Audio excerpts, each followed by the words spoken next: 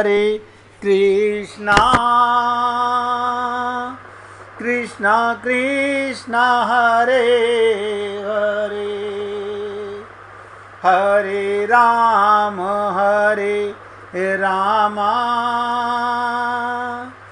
राम राम हरे हरे हरे कृष्णा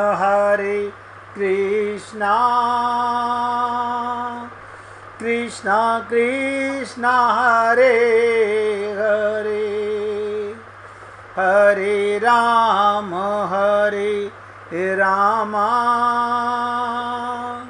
राम राम हरे हरे। अब सभी पुण्य आत्मा पूरी एकाग्रता से सुनिएगा। राहु की माता ईर्ष्या वृत्ति, ये क्या है? राहु के प्रसंग में इसका और संकेत किया गया। जब समुद्र मंथन हुआ, ध्यान से सुनिएगा। राहु, आपने सुना होगा राहु और केतु। तो राहु और केतु क्या करते हैं? आप और हम लोग तो पंडितों के पास जाके पूछ लेते हैं, पंडित जी देखना हमारे ऊपर राहु की दशा तो नहीं है, केतु की दशा तो नहीं है।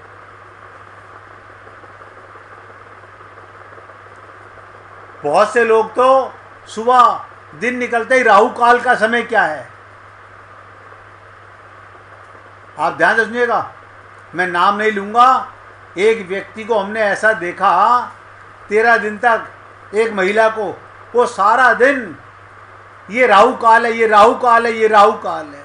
मैंने कहा धन्य हो प्रभु, जब तुम्हारा मन माया में काया में लगता है वो राहु काल है, जब तुम्हारा मन परमात्मा में लगता है वो पुण्य काल है। पाप और पुण्य की परिभाषा क्या? भगवान की याद पुण्य, और काया और माया की याद ये राहु काल है। लोग सुबह ही पढ़ लेते हैं, अच्छा ये राहु काल है, आज के अखबार में लिखा हुआ है। राहु काल में हमें ये काम नहीं करना। अब आप सोचिएगा, राहु के प्रसंग को समझ लीजिएगा, फिर आपको बहुत कुछ समझ आ जाएगा। जब समुद्र मंथन हुआ, पूरी व्याख्या नहीं कर रहा हूँ, शॉर्टकट में बता रहा हूँ। अमृत की आकांक्षा, जैसे आप और हम लोग धन की आकांक्षा के लिए हम कहते हैं आजकल ये काम नहीं चल रहा, कोई दूसरा धंधा बताओ जिसमें कमाई ज़्यादा हो। ऐसे ही ये देवता और ये राक्षस अमृत की आकांक्षा, यानी हमें कोई ऐसा अमृत दे दे हम मरे नहीं, बस। और हम लोगों को संत महात्मा देते हैं अमृत से पुत्रः, तुम कौन हो? परमात्मा की संतान हो। राम मरे तो मैं मरूं, वरना मरे बलाए। भगवान मरेंगे? नहीं, वो तो नहीं मर सकते। तो आप उनके बेटे हो, आप कैसे मर सकते हो? नहीं, हम तो ऐसा है ना, हमारे पिताजी हमारी माताजी मर गए। अरे तो उनका शरीर मर गया, वो भी नहीं मरे हैं। काया मरती है, माया मरती है, आत्मा नहीं मरती।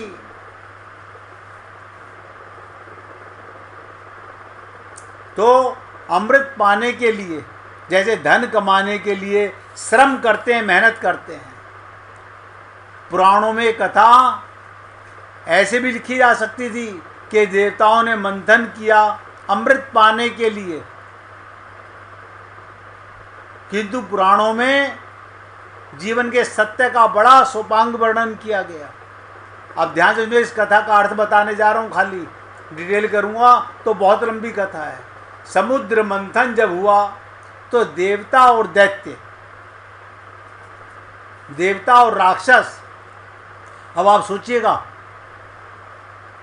आपके अंदर देवता भी रहते हैं, राक्षस भी रहते हैं। जब आपके मन में किसी के प्रति द्वेष आता है, ईर्ष्या आती है, क्रोध आता है, ये क्या है? राक्षस हैं। लोभ आता है, राक्षस है। दया आती है, देवता हैं।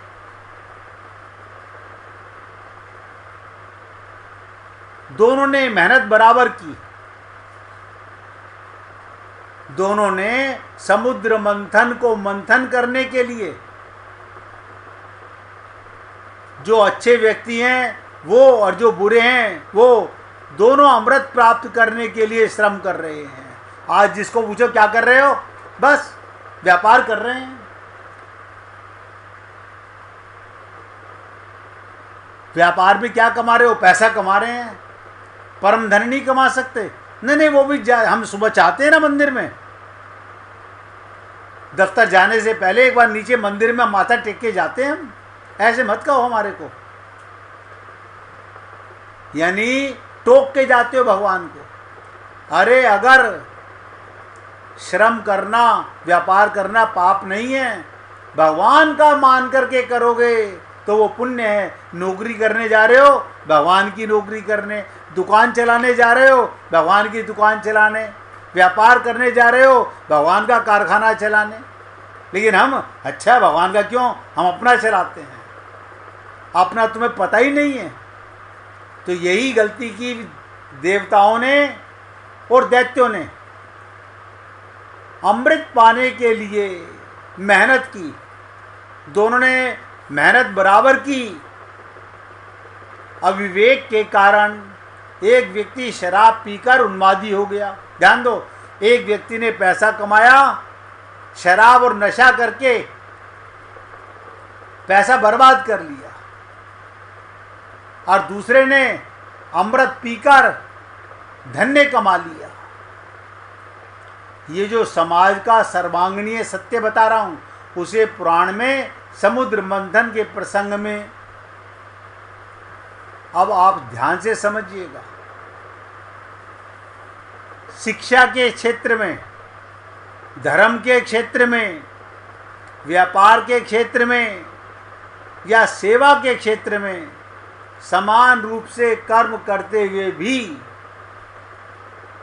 लोग कर्म का या अपनी श्रेष्ठता का अभिमान पाल लेते हैं। शिक्षा के क्षेत्र में शिक्षा करने वाला क्या करता है, मैंने इतने बच्चों को पढ़ाया। अरे तो तेरा भगवान का काम था, ये तूने क्या किया। धर्म के क्षेत्र में भी मैंने मंदिर बनवाया, मैंने मस्जिद बनवाई, मैंने गुरुद्वारा बनाया, तो अहंकार हो गया।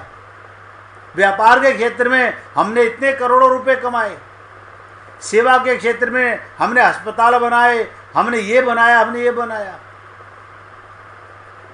कुछ लोग कर्म की अपनी श्रेष्ठता का अभिमान पाल लेते हैं। जिनमें ये अभिमान, ध्यान से सुनो, जिन्हें अपने काम पर अभिमान आता है, चाहे वो शिक्षा का क्षेत्र हो, चाहे धर्म का क्षेत्र हो, चाहे व्यापार का क्षेत्र हो, चाहे सेवा का क्षेत्र हो, जिन्हें अभिमान आता है वो राक्षस वृत्ति वाले लोग हैं। अब मैं तो कुछ नहीं कह सकता, मैं तो आपको बता सकता हूँ। इसलिए मैं रोज आपसे निवेदन करता हूँ, मैं सत्संग में कुछ नहीं करता, मैं तो सेवक हूँ। क्यों? अगर किसी संत को भी, वक्ता को भी अहंकार हो जाए, मैंने ये सुनाया, ये भी अहंकार है, डूब मरना चाहिए। मैं क्या बोल सकता हूँ अगर मेरे अंदर परमात्मा ना हो? एक शब्द नहीं निकल सकता मेरे मुख से। इसलिए मैं हमेशा आप लोगों से निवेदन करता हूँ कि मैं आप लोगों का सेवक हूँ, आपकी सेवा करने आता हूँ। वरना राक्षस वाली वृत्ति, अभिमान की वृत्ति, और जिन्हें ज्ञान हो गया, ध्यान से सुनिएगा, ज्ञान में भी अभिमान आ जाता है, वो अमृत की अनुभूति करते हैं, उनमें देवताओं वाली वृत्ति हो जाती है। यानी देवता भी निकृष्ट हैं। आपको पता नहीं है, पहले मैं देखता था चिट्ठियों में लिखा आता था हमारे पिताजी का स्वर्गवास हो गया। अब कम से कम लोग समझ गए सत्संग सुन के कि मूर्ख लोग जाते हैं देवलोक में, स्वर्गलोक में कौन जाता है? जो मूर्ख लोग हैं। अब नहीं लिखते, अब सीधा लिखते हैं उनका वैकुंठ वास हो गया। पता कुछ नहीं है, वो कुत्ते बिल्ली गधे बने क्या बने, मगर लिखने में क्या जा रहा है?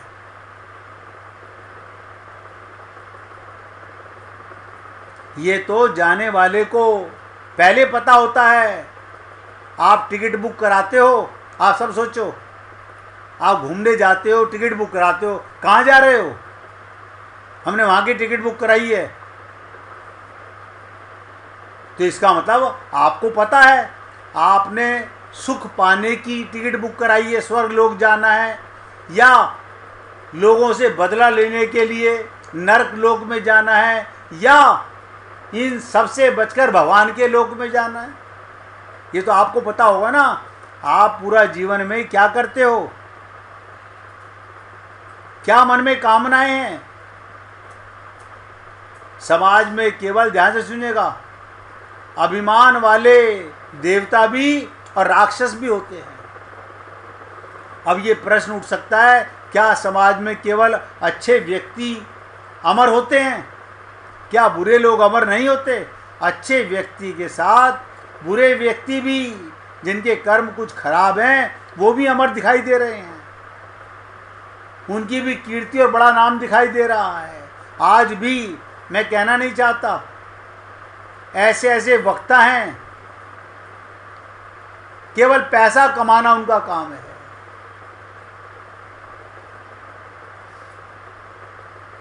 ऐसी स्थिति में ये जो राहु की कथा है, इसमें मानो ये बात स्वीकार की गई। ये भी हो सकता है, जैसे तो बुरे व्यक्तियों के हिस्से में सुरा आएगी, बुरे लोग क्या करेंगे, अपना समय और अपना धन ऐशो आराम में गुजारेंगे। ये भी संभव है बुरे व्यक्ति को धोखे से अमृत मिल जाए। अब ध्यान दीजिएगा, धोखे से अमृत राहु को मिला था। धोखे से मिल जाने का तात्पर्य क्या? जब समुद्र मंथन हुआ, अमृत निकला, अमृत का घड़ा दैत्यों ने छीन लिया, राक्षसों ने, क्योंकि वो ताकतवर थे, देवता कमजोर थे, वो डरते थे राक्षसों से। राक्षसों ने छीन लिया। उसी समय भगवान ने, और दैत्य बड़े शक्तिशाली और पुरुषार्थी थे, देवता उनके सामने टिक नहीं सके। उस समय भगवान विष्णु ने कहा, जब देवता और दैत्य दोनों ने बराबर मेहनत की है, तो अमृत भी दोनों को बराबर बराबर बांट दिया जाए। अब यहाँ पर समझने का प्रयत्न कीजिएगा, जीवन हम सबका बराबर है। और आप, आज फिर बताने जा रहा हूँ, कल पूछूंगा तो ये मत कहना कि हमें याद नहीं, हमने सुना नहीं। जैसे आज आपको लीला याद नहीं रही, ऐसे बता रहा हूँ। आप अपने जीवन में दैत्य बनना चाहते हो या देवता बनना चाहते हो? भगवान ने कहा, भाई मेहनत दोनों ने बराबर की, तो बराबर बराबर बांट देना चाहिए। दैत्यों ने कहा, तुम पूरे स्वार्थी हो, देवताओं के नेता हो। भगवान को क्या बोले, विष्णु को, नहीं हम तुम्हें नहीं देंगे घड़ा, तुम तो देवताओं को पिला दोगे, तुम तो देवताओं को पिला दोगे, हमें दोगे ही नहीं, हम तुम पर बिल्कुल विश्वास नहीं करते। राक्षसों ने साफ मना कर दिया, इसे केवल हम दैत्य ही पिएंगे। लेकिन भगवान बड़ी लीला करते हैं। अब ध्यान से सुनिएगा, कल पूछूं तो भूल मत जाइएगा। भगवान बड़े कोतकी हैं, लीला करने वाले हैं। तुरंत उन्होंने मोहिनी का रूप धारण किया। ये मोहिनी कोई और नहीं है, विश्व मोहिनी, मन मोहिनी। जैसे आपका हमारा मन मोह जाता है माया की तरफ। मैंने कई बार कहा, माया मन की मोहिनी। हमारा पैसे की तरफ, कीर्ति की तरफ, मान सम्मान की तरफ, झूठी बड़ाई की तरफ तुरंत झुक जाते हैं हम लोग। इसी प्रकार भगवान ने बड़े कोतकी, तुरंत उन्होंने मोहिनी का रूप धारण कर लिया और दैत्यों के निकट गए। उस सौंदर्य पर मुग्ध हो गए वो। ध्यान दीजिएगा, भगवान ने मोहिनी रूप धारण किया। मोहिनी माने मन को मोहने वाले। अब आपके सामने आप लड़की देखने जा रहे हो शादी के लिए, एक सुंदर लड़की, आप क्या देखते हो? एक ठीक ठीक लड़की, एक बदसूरत लड़की। अब बदसूरत लड़की में गुण बहुत हैं, आपको गुण कैसे नजर आएंगे? आप तो चोखटा देख के कहोगे ये सुंदर बहुत है। आपका मन 10 फोटो देख करके सब छोड़ देगा, नहीं नहीं ये लड़की हमें पसंद है। ऐसे ही भगवान ने बड़ी विचित्र लीला की, मोहिनी रूप रख करके राक्षसों के सामने आए, और जैसे ही दैत्यों के सामने गए तो क्या करा राक्षसों ने? ध्यान से सुनो, उस सौंदर्य पर दैत्यों ने बिना पूछे अमृत का घड़ा मोहिनी को पकड़ा दिया, लो तुम पिला दो। जो राक्षस उस घड़े को लेकर के लड़ रहे थे, देवताओं को नहीं दे रहे थे, मोहिनी को दे दिया। अरे ये मोहिनी कौन है? भगवान विष्णु ही मोहिनी बने थे, भगवान विष्णु ही मोहिनी बने थे। परमात्मा क्या क्या बन जाता है आपको पता नहीं चलता। अमृत का घड़ा उनके हाथ में दे दिया। अब आप सोचिए इसका क्या अभिप्राय था, क्यों दे दिया? आप सोचिए, आप शराब की बोतल खुद पी रहे हो और आपके सामने कोई पिलाने वाली स्त्री आ जाए और वो इतनी अपूर्व सुंदरी हो तो आप छूटते कहोगे नहीं नहीं तुम डाल के पैक बना के हमें पिलाओ। देखो शराब वही, गिलास वही, उसके हाथ से पीने के लिए। ये राक्षस वृत्ति के लोग हैं, ये पापी लोग हैं संसार में। इसका अभिप्राय क्या, ये पूरी डिटेल आज नहीं सुनाऊंगा। क्यों? एक ही दिन में अगर आपको बहुत कुछ सुना दिया तो आप बुद्धि नहीं लगा पाओगे। अब जो बताने जा रहा हूं वो ध्यान से सुनिएगा। बीमार व्यक्ति को वैद्य की आवश्यकता क्यों पड़ती है, और हम जैसे माया में फंसे हुए लोगों को गुरु की आवश्यकता क्यों पड़ती है। आप लोगों ने रामचरितमानस में सुना, सद्गुरु वैद्य वचन विश्वासा। भाई यही सोच लीजिएगा, क्या आपको अपने गुरु के वचनों पर विश्वास होता है? सोच के देखिएगा, डिटेल में कल बताइएगा मेरे को कि आपको कितना विश्वास होता है। डॉक्टर पर कितना विश्वास होता है? डॉक्टर आपको ABCD नहीं पता। डॉक्टर साहब मेरे कमर में, मेरे पेट में दर्द, वो जहर का इंजेक्शन भी लगवा दे, आप लगवा लोगे। लेकिन गुरु तुम्हें, भगवान तुम्हें इस संसार से पार करने का इंजेक्शन लगाएं, कोई लगवाने को तैयार नहीं। क्यों? श्रद्धा विश्वास नहीं। इसी पर एक कथा सुना रहा हूं, और जिस किसी भक्त को भजन सुनाना हो तो निकाल के रखना भैया। एक महात्मा अपनी दयालुता के कारण सदा दुखी और पापी कहे जाने वाले अपराधियों से हर समय घिरे रहते थे। एक महात्मा इतने दयालु थे, उनको चारों तरफ से पापी लोग भी और अच्छे कहलाने वाले लोग से घिरे रहते थे। यहाँ तक जब वो भोजन किया करते तब भी बहुत से पतित लोग उन्हें घेर लेते थे। एक बार वे बहुत से नीच जाति के जो पापी पतितों के साथ बैठ के भोजन कर रहे थे। ये देखकर एक विरोधी ने, उनके शिष्य ने कहा, महात्मा के शिष्य ने कहा, दूसरे ने क्या कहा, तेरे गुरु जिसे तुम लोग भगवान की तरह पूजते हो, इस प्रकार नीचों और पतितों से प्रेम करता है। आप सोचिएगा, अगर गुरु भी ये देखने लगे पतित कौन है और पावन कौन है, वो गुरु नहीं है। गुरु का तो काम ही है कि नीचे से नीचे गिरे हुए व्यक्ति को भी उठाना, वरना उनका उद्धार कौन करेगा। आप लोग गाते हो ना, दीन बंधु दीनानाथ। अब आप सोचो, जो पतित है, पतित पावन कौन? अगर संत महात्मा ना होते तो हम जैसे पतितों का उद्धार नहीं हो पाता।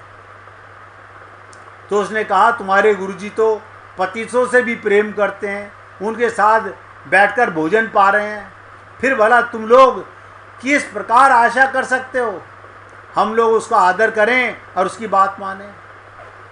महात्मा ने, ध्यान से सुनो, महात्मा ने विरोधी की बात सुन ली।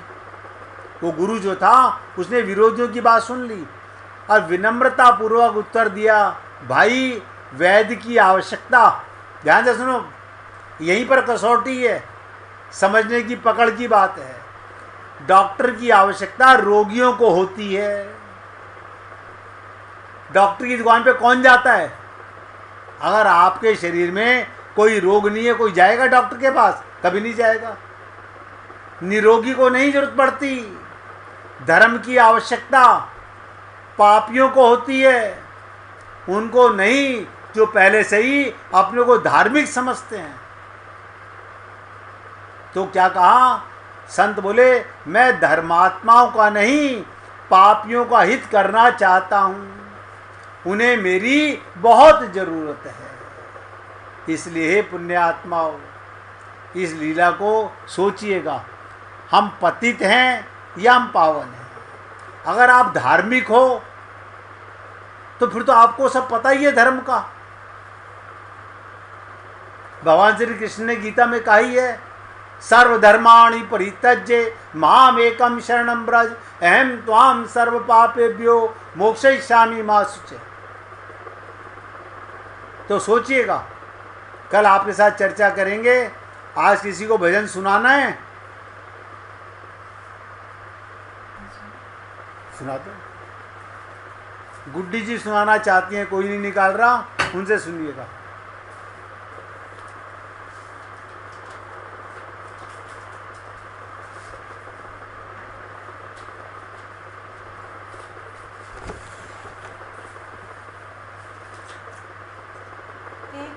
बार प्रभु आओ,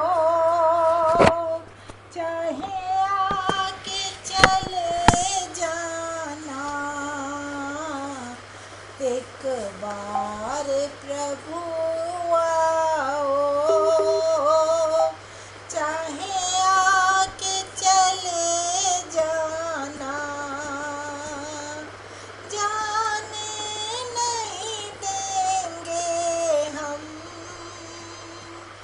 जाने नहीं देंगे हम, जरा जाके तो दिखलाना। एक बार प्रभु आओ, चाहे आके चले जाना। वो कौन घड़ी होगी, वो कौन सा पल होगा, वो कौन घड़ी होगी, वो कौन सा पल होगा। तेरा दर्शन कर मोहन, मेरा जन्म जन्म सफल होगा। तेरा दर्शन कर मोहन, मेरा जन्म सफल होगा। एक पल की खातिर तुम अब और न तरसाओ, एक पल की खातिर तुम अब और न तरसाओ।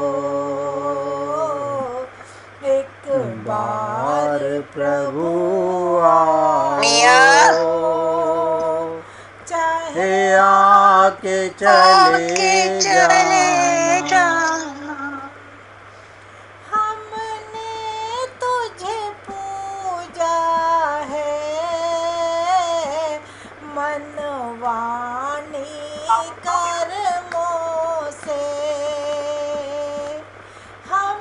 ने तुम पूजा है, मन वाणी कर्मों से। दीदार की प्यासी है आँखें कई जन्मों से। दीदार की प्यासी है आँखें कई जन्मों से। एक झलक दिखा के तुम ये प्यास बुझा जाना। एक झलक दिखा के तुम ये प्यास बुझा जाना। जाने नहीं देंगे हम जरा जाके तो दिखलाना। मेरी आस बंधी तुमसे ये आस न तोड़ोगे।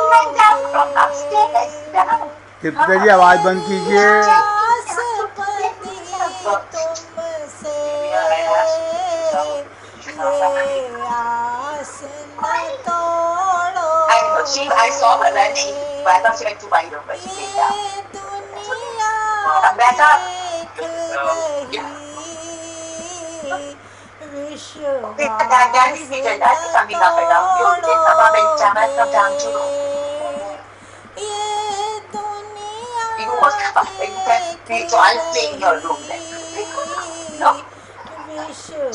विश्वास न तोड़ो। Or like you said, okay, play for a while, right? Okay, I'll be back. See your dad is yours. समर्पित मैं मुझको नहीं ठुकराना। पूर्ण समर्पित मैं तुझको नहीं ठुकराना। ने नहीं देंगे हम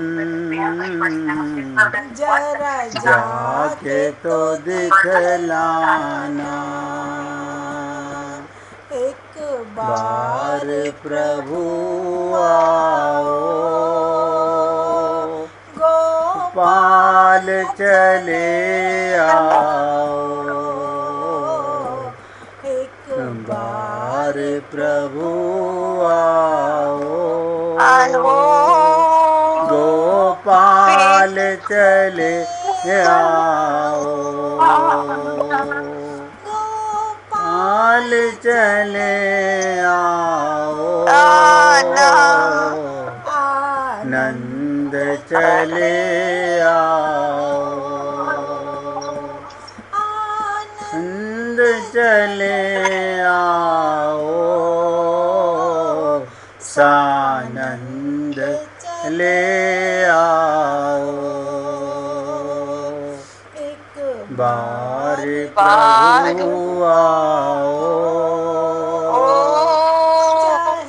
आके चले जाना। एक बार प्रभु आओ, चाहे आके चले। बोलिए वृंदावन बिहारी लाल की जय जय श्री राधे। जय जय श्री राधे। बोलिए लाल जी का मंगल हो, सभी भक्तों का मंगल हो। सबको राधे राधे भैया, राधे राधे। सबको राधे राधे जी, राधे राधे सबको। राधे राधे जी, राधे राधे।